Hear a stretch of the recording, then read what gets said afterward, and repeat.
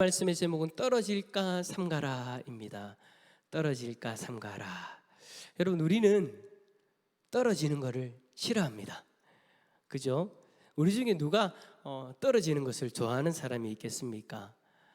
어린 아이 때부터 그런 것들을 참 조바심하면서 그렇게 살아가죠.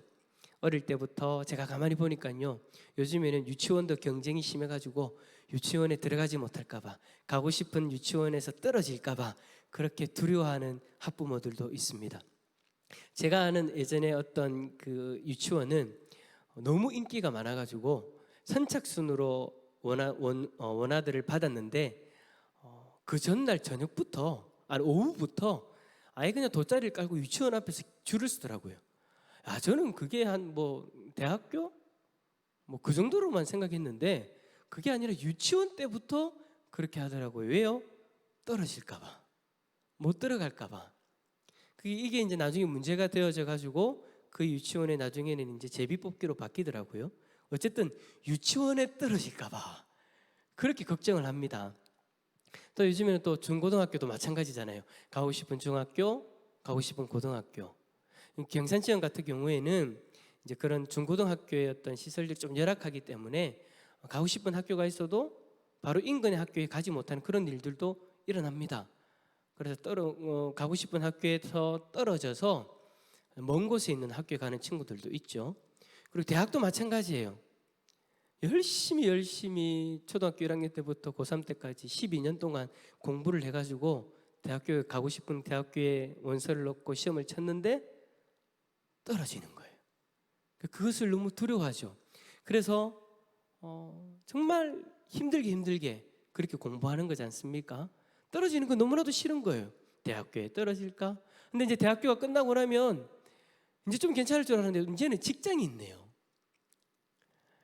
대학교 때 또 자격증을 따야 되기 때문에 또 자격증 떨어질까 봐 막 그런 어쨌든 우리 인생에 떨어지는 거는 너무나도 싫어요. 근데 여러분, 이렇게 어디 들어가는 거, 시험 치는 거, 그런 것을 떨어지는 것을 두려워하는 모습도 있지만 또 떨어지는 것을 싫어하는 게 있습니다. 무엇을 떨어지는 게 싫을까요? 주식이 떨어질까? 집값이 떨어질까? 땅값이 떨어질까? 내가 가지고 있는 재산이 가치가 떨어질까 봐 그런 것들을 두려워하는 그런 모습들도 있죠. 근데 오늘 성경에 보니까 베드로도요, 뭐라고 얘기했냐면 우리에게 떨어질까 삼가라, 떨어질까 조심해라, 경계해라 라고 그렇게 이야기를 합니다. 자, 그렇다면 베드로는 우리에게 어디에서 떨어지지 않기를 삼가라 라고 그렇게 이야기하는 걸까요? 학교? 아니면 우리가 가지고 있는 재산? 그런 거 아니죠, 그죠? 17절 말씀 한번 보실까요? 17절입니다. 그러므로 사랑하는 자들아, 너희가 이것을 미리 알았은즉 무법한 자들의 미혹에 이끌려 너희가 굳센 데서 떨어질까 삼가라. 어디서 떨어질까요? 굳센 데서. 우리가 일반적으로 생각하는, 우리가 이 땅에서 살아가면서 아까 앞에서 이야기했던 그 모든 것들로부터 떨어질까 삼가라가 아니라 굳센 데서 떨어질까 삼가라로 그렇게 이야기하는 거예요. 굳센 곳. 자, 여기서 너희가 굳센 데서라고 말할 때 이건 어떤 의미냐면 너희 자신들이 이미 서 있는 견고한 자리, 굳센 데라는 데가 이런 의미가 있는 거예요. 너희 자신들이 이미 서 있는 견고한 자리. 그러니까 여러분, 이거는요, 앞에서 제가 학교를 얘기했는데 그건 아직 들어가지 못한 거잖아요. 거기 들어가고 싶은데 떨어질까 봐 노심초사하는 건데 이건 그게 아니에요. 이미 우리가 거기에 서 있대요. 우리가 이미 거기에 서 있는데 거기에서 떨어질까 삼가라라고 그렇게 이야기하는 거죠. 이것을 여러분 1장 12절의 말씀을 보면 베드로가 정확하게 무엇에 대해서 이야기하는 것인지에 대해서 이야기를 합니다. 1장 12절 여러분 화면을 보시면서 한번 읽어볼까요? 시작. 그러므로 너희가 이것을 알고 이미 있는 진리에 서 있으나 내가 항상 너희에게 생각나게 하려 하노라. 아멘. 자, 보세요. 우리가 이미 서 있는 곳이 있는데 그 서 있는 곳이 어디다라고 이야기합니까? 베드로는 진리라고 이야기합니다. 그러니까 3장 17절에 이미 서 있는 견고한 자리가 바로 진리인 거예요. 여러분, 우리에게 주어진 진리가 뭡니까? 바로 복음의 말씀인 줄 믿습니다. 베드로는 마지막 때의 우리가 복음의 말씀 가운데 서 있는데 이 복음의 말씀으로부터 떨어지지 않도록, 벗어나지 않도록 그렇게 경계하라라고 권면하고 있는 거죠. 어찌 보면 3장 17절의 말씀은 베드로후서의 전체의 어떤 핵심 구절이다라고도 이야기할 수 있어요. 베드로가 베드로후서를 쓴 목적이다라는 것이죠. 베드로후서를 읽는 독자들로 하여금 자신들이 서 있는 그 진리의 말씀으로부터 떨어지지 않도록 이 베드로후서를 적었다라는 거예요. 그렇다면 여러분, 이렇게 권면하는 이유가 뭘까요? 이렇게 권면하는 이유는 우리를 복음의 말씀으로부터 떨어지게 만드는 어떠한 세력이 있다라는 것을 이야기하기 위함이겠죠. 그러한 세력들이 있기 때문에 우리에게 그런 권면을 주는 거겠죠. 그것을 17절에 뭐라고 이야기합니까? 무법한 자들, 법이 없이 마음대로 행하는 자들, 그들의 미혹이다라고 그렇게 말합니다. 무법한 자들은요, 여러분, 베드로후서의 앞선 장들에서 언급한 누구를 이야기하냐면 거짓 교사들을 이야기하는 거예요. 그리고 그들의 추종자들, 거짓 교사들과 그들의 추종자들이 미혹한다라는 거예요. 그렇습니다, 여러분. 마지막 날 우리 주위에는요, 거짓 교사들이 판을 칩니다. 우리의 믿음을 쓰러뜨리기 위해서 거짓을 말하고 부정적인 메시지를 전하고 우리의 믿음과 우리의 공동체를 쓰러뜨리기 위해서, 흔들기 위해서 우리의 마음을 공격하는 거예요. 그때 우리는 어떻게 해야 된다고요? 떨어지지 않도록, 굳센 데서, 진리에서 떨어지지 않도록 우리가 삼가야 된다. 근데 여러분, 여기서 삼가라는 말은요, 단순히 그냥 하지 마세요라는 의미가 아니에요. 이 삼가라는 말은 어떤 의미가 있냐면 신경을 곤두세우고 경계하라. 그러니까 누구처럼요? 군인처럼. 여러분, 군인들이 전방에서 철책을 지킬 때는요, 정말 신경을 날카롭게 세우고 혹여나 어두운 저 길에서 적들이 들어오지 않을까 노심초사하면서 그것을 다 지켜보고 있습니다. 경계하고 있습니다. 그러한 마음으로 우리 스스로를 지켜야 된다라고 이렇게 이야기하는 거예요. 이렇게 경계하지 않으면 거짓 교사의 미혹이 언제든지 우리를 진리의 말씀으로부터 떨어지게 만들 수 있다라는 거예요. 그래서 베드로는 우리에게 뭐라고요? 경계하라라고 이렇게 권면하는 거예요. 자, 그렇다면 이제 문제는 우리가 떨어지지 않기 위해서 경계해야 되겠는 건 알겠는데 도대체 어떻게 해야 거짓 교사들을 경계할 수 있는 걸까요? 거짓 교사들의 그 가르침을 경계할 수 있는 걸까요? 저는 오늘 14절 말씀부터 16절 말씀까지의 말씀을 통해서 거짓 교사들을 경계하는 세 가지의 모습을 발견하게 됩니다. 이 세 가지의 모습을 우리 모두 함께 살펴보면서 이 모습이 우리의 모습이 될 수 있도록 다짐하고 또 결단하는 저와 여러분이 될 수 있기를 축복합니다. 자, 첫 번째는 주 앞에서 점도 없고 흠도 없이 평강 가운데서 나타나기를 힘써라입니다. 자, 우리 14절 말씀 한번 읽어주시겠습니까? 14절입니다. 우리 본당에 계시는 분 큰 소리로 한번 읽어주세요. 시작. 그러므로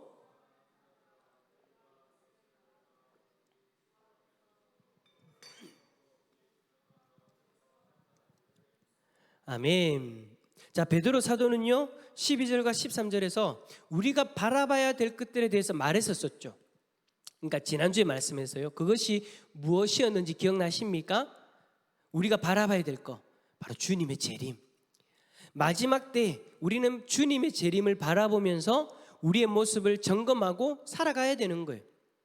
세상 사람들은 지금도 이 땅의 것이 전부인 양 생각하고 이 땅의 것을 더 가지고 더 누리기 위해서 아둥바둥 살아갑니다. 어떨 때는요 적당하게 죄를 지으면서, 죄를 짓고는 스스로를 합리화하면서 그냥 그렇게 살아가는 거예요. 하지만 우리는 다르다라는 거예요. 우리는 이 땅의 것이 전부인 것처럼 살아가는 사람이 아닙니다. 우리는 주님의 재림에 대한 확신이 있는 사람들이에요. 그래서 이 땅의 것에 목매다는 사람이 아니에요. 이 땅의 것을 더 누리기 위해 죄를 지으려고 하지 않아요. 왜냐하면 주님의 재림의 때에 그 모든 것들이 헛되다는 것을 우리는 알고 있기 때문이죠. 그리고 주님의 재림의 때에 우리의 행악을 심판하실 것을 우리는 알고 있기 때문에 우리는 스스로 죄를 범하지 않고 살아가려고 노력합니다. 이러한 재림의 소망이 있기에 우리는 세상 사람들처럼 죄를 지으면서 스스로를 죄의 노예처럼 살지 않는다라는 거예요. 죄악으로 가득 찬 이 세상 속에서 우리는요, 오히려 어떻게 산다고요? 점도 없고 흠도 없이 그렇게 살도록 우리 스스로를 점검하면서 살아가는 것이죠. 왜요? 우리는 뭘 바라보기 때문에? 주님의 재림의 날, 심판의 날을 바라보기 때문에. 하지만 베드로 사도는 뭐라고 얘기했습니까? 거짓 교사는 이 모든 것이 헛된 것처럼 우리를 흔듭니다. 다시 오실 주님을 바라보는 우리의 시선을 이 땅의 것에 꽂히게 만드는 거예요.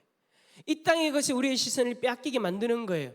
이 땅의 것이 모든 것처럼 우리에게 그렇게 유혹하는 거예요. 미혹하는 거예요. 이럴 때일수록 우리에게 어떻게 해야 된다고 이야기합니까? 점도 없고 흠도 없이 평강 가운데에서 나타나기를 힘쓰라. 여기서 여러분, 힘쓴다라는 것은 온 힘을 다해서 노력한다라는 것을 의미하는 거예요. 그리고 평강은 뭘까요? 여기서 이야기하는 평강은요, 하나님과의 화평으로 말미암아 주어지는 영혼의 평안한 상태를 이야기하는 겁니다. 그러니까 마지막 때에 우리가 온 힘을 다해서 노력해야 되는 것은 하나님과의 화평을 이루기 위해서 점도 없고 흠도 없는 우리의 삶이 되도록 노력해야 된다라는 거예요. 왜요? 하나님은 점과 흠이 뭡니까? 죄 있는 존재잖아요. 하나님은 그 죄 있는 존재와는 화목할 수 없기 때문이죠. 그래서 여러분, 우리에게 누가 필요한 거예요? 우리에게는 여러분 자신의 의가 필요한 것이 아니라 예수 그리스도의 의가 필요한 거예요. 왜냐하면 우리는 우리의 죄의 문제를 해결할 수 없기 때문에 하나님 앞에 흠없고 점 없는 존재가 될 수 없기 때문에 예수 그리스도로 말미암아 우리는 하나님 앞에 그러한 존재로 인정받을 수 있기 때문에 우리에게는 예수 그리스도가 필요한 거죠. 하나님과의 화평은 예수 그리스도로 말미암아 우리에게 주어진 것입니다. 하지만 예수 그리스도를 온전히 믿는 그 믿음 가운데 서 있어야 되는데 거짓 교사는 우리를 미혹해서 예수 그리스도로부터 떠나게 만들어버리는 거예요. 그 화평을 깨어져 버리게 만들려고 하는 거예요. 그러니까 여러분, 우리는 무슨 일이 있어도 예수 그리스도를 떠나면은 안 됩니다. 우리가 흠이 없고 점도 없는 인생으로 하나님과 화평하기 위해서는 예수 그리스도를 떠나지 않고 예수 그리스도한테 꼭 붙어가지고 그렇게 살아가야 되는 거예요. 사랑하는 성도 여러분, 지금 이 시대에 여러 언론과 사람들의 말로 인하여서 예수 그리스도를 믿는 여러분들의 마음이 많이 힘들었을 거예요. 흔들렸을 거예요. 오늘 말씀은 그런 우리에게 정말 필요한 말씀인 것 같아요. 세상의 말이 흔들려 있다면 다시금 점도 없고 흠도 없이 평강 가운데서 나타나기 위해서 힘쓸 수 있기를 바랍니다. 어떻게 해요? 바로 예수 그리스도로 말미암아 우리가 하나님과 화평을 누립시다. 예수 그리스도를 우리가 떠나지 아니하고 오히려 더 예수 그리스도를 의지하면서 예수 그리스도만 바라봐야 되는 거예요. 이 세상 사람들은 그러한 우리들의 모습을 이해하지 못할 거예요. 더 받아들이지 못할 거예요. 야, 너희들도 독하다. 이렇게까지 욕하는데도 어떻게 그렇게 예수를 믿냐라고 그렇게 우리를 이해하지 못할 거예요. 그러면서 우리를 더 미혹하겠죠. 예수 그리스도를 믿는 것 자체가 헛된 거라고. 예수 그리스도를 믿는 우리의 노력이 가치 없는 것처럼 그렇게 유혹할 거예요. 미혹할 거예요. 그들이 그렇게 이야기할 수밖에 없는 이유는 뭐예요? 그들은 모르기 때문이에요. 뭐를요? 예수 그리스도의 진정한 가치를. 하지만 우리는 알죠. 예수 그리스도를 통해서만 우리가 하나님과 화평을 누릴 수 있고 그 화평 가운데 있어야만 주님의 재림 때에 우리는 생명의 부활로 저 천국에 입성하게 된다라는 것입니다. 그 길은 세상 사람들은 인정하지 않지만 예수 그리스도밖에 없습니다. 그렇기 때문에 우리는 예수 그리스도만 붙들어야 되는 거예요. 그래서 우리는 예수 그리스도로부터 떨어지면 안 되는 거예요. 무슨 말을 듣든지 무슨 일을 당하든지 예수 그리스도에게서 떨어지지 마십시오. 그것이 우리가 진리로부터 떨어지지 않는 비결입니다. 두 번째로 주님의 오래 참으심이 구원이 될 줄로 여겨야 됩니다. 자, 15절 말씀 한번 읽어주시겠습니까? 15절입니다. 시작. 또 우리 주의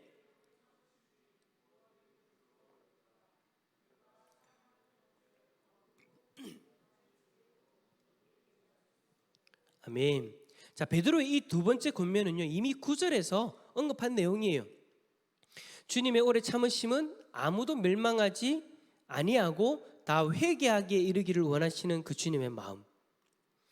하나님이 구원하기로 작정하신 영혼들이 다 회개할 때까지 주님이 기다리신다라는 거예요. 그것 때문에 주님이 더디 오시는 것처럼 우리는 느껴지는 거죠. 여러분, 우리에게는 이러한 부분에 있어서 확실한 신뢰가 필요합니다. 왜냐하면 이 세상을 볼 때에 불쑥불쑥 우리들의 마음 가운데 튀어오르는 그 질문이 뭐예요? 주님은 왜 이 악한 세상을 심판하지 않습니까? 왜 주님은 참으십니까? 왜 빨리 오셔서 이 땅을 심판하지 않으십니까? 라는 것이, 그 질문들이 계속해서 튀어오르잖아요. 왜 하나님 참으십니까? 왜 하나님 그대로 두십니까? 이러한 질문 앞에서 우리 주의 오래 참으심이 구원이 될 줄로 여기는 신뢰가 바로 우리에게 필요한 것이죠. 만약에 여러분, 우리 주님이 참지 않으셨다라고 한번 가정해 봅시다. 그럼 어떤 일이 일어났을까요? 어떤 일이 일어났을까요? 저나 여러분들이나 다 구원 못 받는 거예요. 우리가 태어나기 전에도 이미 이 땅은 자유로 망할 대로 다 망해 있는 땅이에요. 죄가 만연한 땅이었어요. 썩어질 대로 썩어져 있는 땅이었어요. 그 썩어져 있는 땅에 지금의 인간들이 태어나서 더 썩어지게 만들고 있는 거예요. 썩어진 데 썩어진 거. 여러분, 하나님 입장에서는 다 똑같은 거예요. 그런 만약에 세상을 하나님이 바로 즉각적으로 심판하셨다면 우리는 이 자리에 있지도 않을 거예요. 우리는 그냥 멸망받은 그런 존재로서 지옥에서 그렇게 죽음의 고통을 영원히 경험하며 살아가겠죠. 주님이 오래 참으셨기 때문에 지금 저와 여러분이 하나님을 예배할 수 있는 줄 믿습니다. 주님이 우리를 구원해 주셨기 때문에 지금 우리는 저 천국의 백성이 될 수 있는 거예요. 우리처럼 주님은 지금도 다른 예비된 영혼들이 회개하고 돌아오기를 꾹 참고 기다리고 계신다라는 거예요. 여러분, 조금 이해가 되지 않고 화가 나더라도 참읍시다. 우리의 마음이 세상에 더러운 것들을, 세상에 거짓된 것들, 세상에 죄악된 것들을 바라보면서 화가 나는데 주님의 마음은 어떨까요? 더 아프시고 더 힘드실 것 같아요.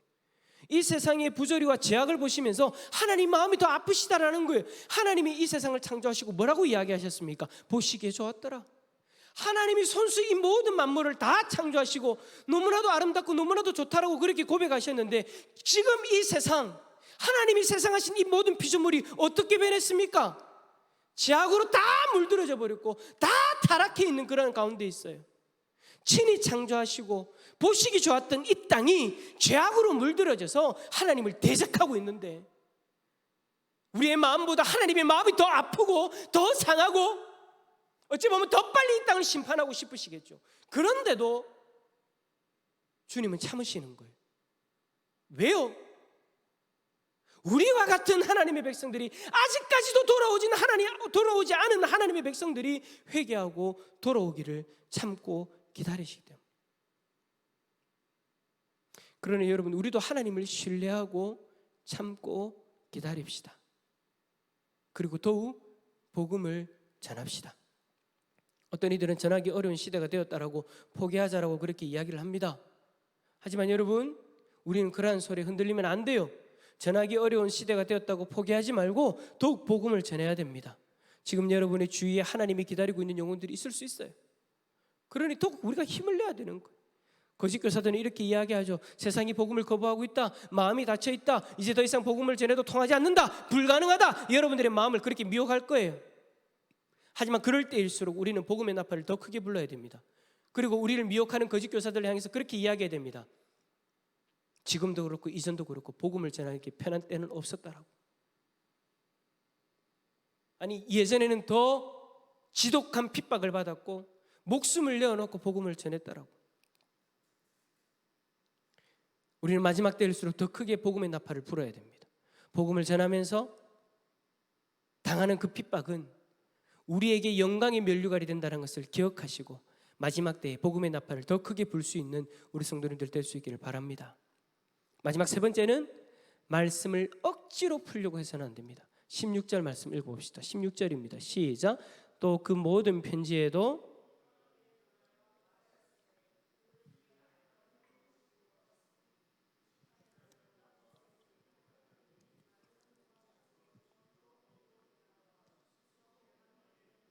아멘.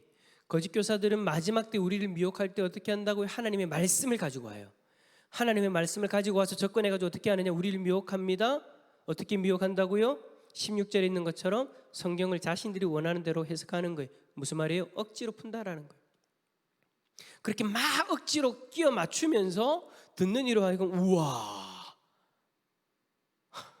우와 할 정도로 억지로 막 끼워 맞춰가지고 그럴듯하게 포장을 해놓는 거예요.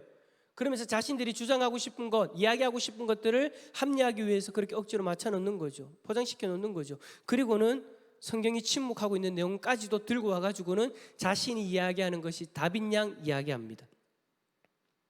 성경이 침묵하는 것을 침묵하는 대로 둬야 되는데도 불구하고 그것을 풀 수 있다라고 가져와가지고 어느 누구도 풀지 못하지만 나는 풀 수 있다, 우리는 풀 수 있다라고 여러분들을 미혹하게 될 거예요. 베드로는 이러한 모습의 결과가 무엇이라고 이야기합니까? 스스로 멸망에 이르게 된다.